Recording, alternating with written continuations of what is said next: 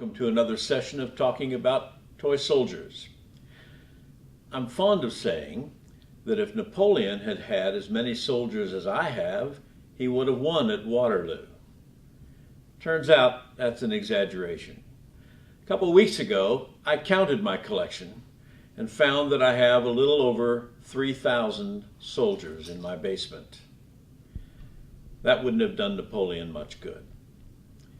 I have friends who have much larger collections than I have, and I once saw a YouTube video where a guy claimed to have had 270,000 toy soldiers.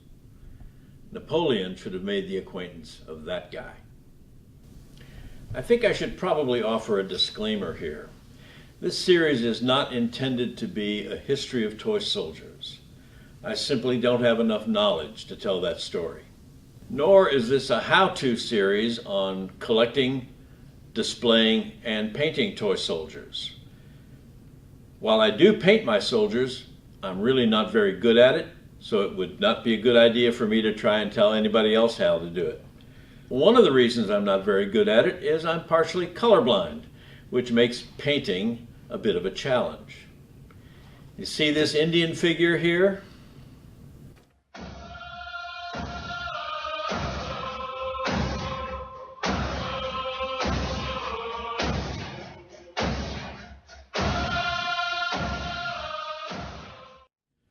The Indian is wearing a wolf's head and wolf skin down his back. And after I painted him the first time, I took him up to my wife and I said, "What do you think?" She was very diplomatic. Eventually, though, she said, "Hon, I've really never seen a blue wolf before." I said, "What do you mean blue? He's gray." She said, "No, dear, he's blue." I said, I showed her the paint can. It said gray. She said, "I can't help it. It's blue." Now, I'm colorblind and my wife has a very good sense of color. She would have made a great interior decorator. So I had to repaint the figure with a different shade of gray, and that's the way you see him now.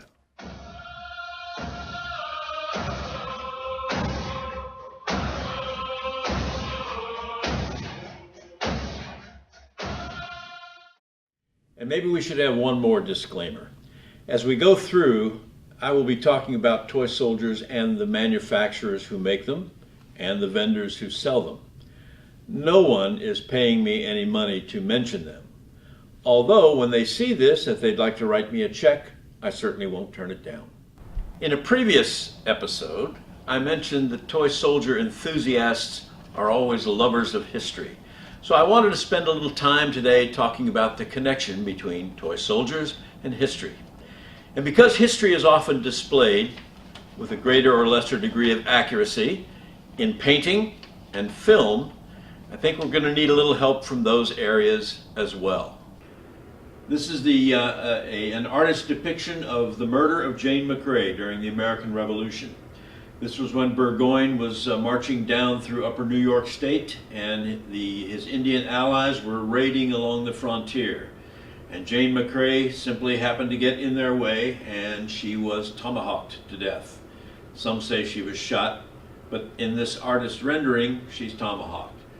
Now, if you just take the Indian on the right and kind of ignore him, look at these figures for a second.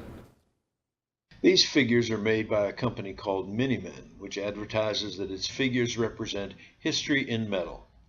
They're part of a larger series of figures representing colonial America. Certain historical persons, themes, and events seem to capture the interest of toy soldier manufacturers.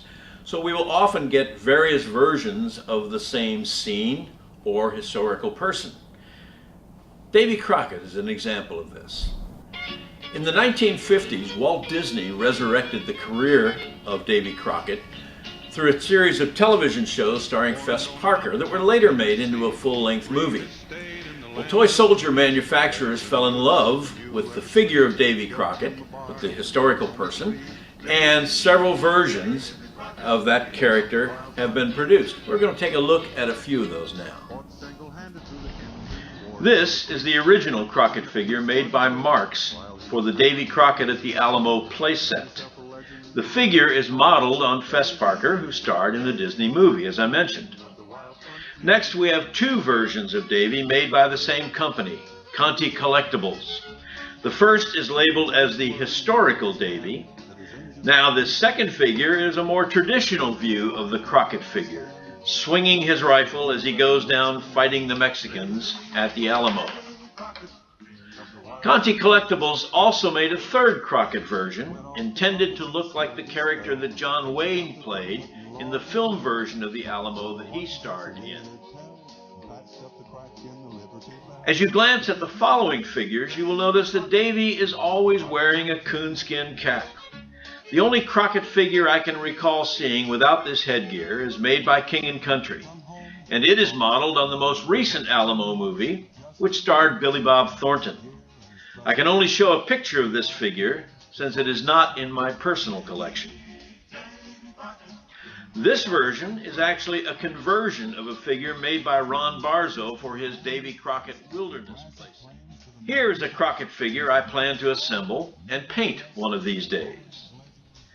And finally, the rarest of Crockett poses, Davy at Rest. Like the first figure we looked at, this one was made by Marx. It would be impossible to discuss all of the historical persons, themes, and events that are represented by toy soldiers. Even impossible to cover the ones that are just in my own collection. But in general, lately, the Battle of the OK Corral, Wyatt Earp's fight against the Clantons has been a popular theme, as has the battles of Lexington and Concord. There isn't a theme in military history that isn't covered by toy soldiers. But that's all we can talk about today.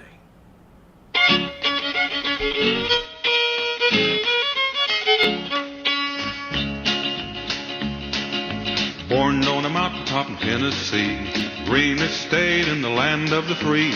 Raised in the woods so he knew every tree. Killed timber bar when he was only 3. Davy Crockett, king of the wild frontier. Fought single-handed through the Indian War till the creeks.